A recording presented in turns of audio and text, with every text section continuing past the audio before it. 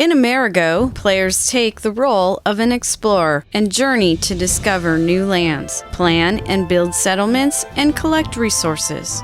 In a 4-player game, the board is constructed from 16 tiles. These tiles can be arranged differently every time you play. The key game component is the cube tower. There are 7 cube colors. Each color relates to an action. Blue cubes move ships. Black cubes load cannons. Red cubes are for planning. Brown cubes are for progress. Green cubes help you expand. Yellow cubes buy production tokens. And white cubes change player order. The cube tower is seeded during game preparation. The first player takes all the blue action cubes from the storage board and drops them into the cube tower.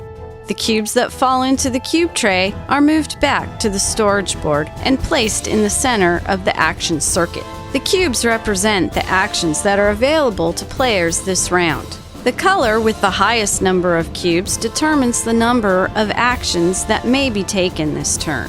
This is important as movement on the board is considered an action.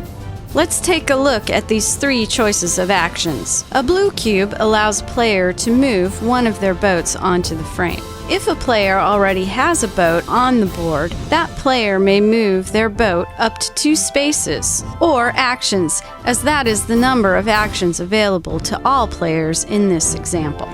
When a boat lands on an anchor space, a player may place a trading post on that land space and gains 3 victory points for doing so.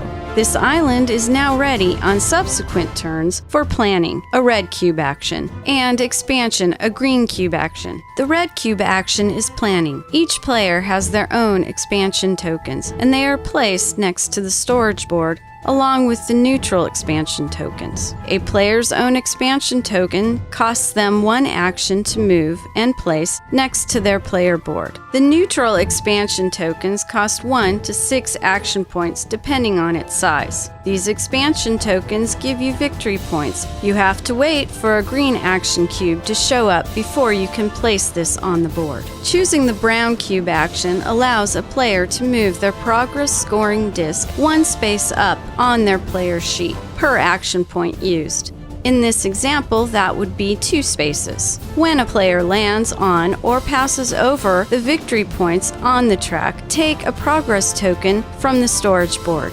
These tokens help gain action points, planning, and expansion actions, and gain gold.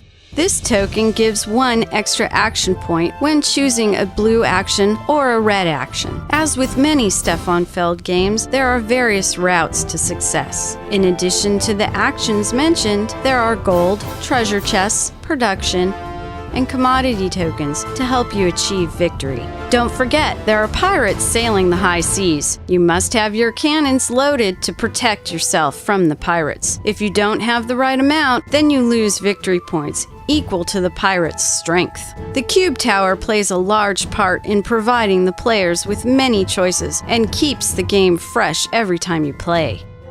Thanks for watching our video and considering our game.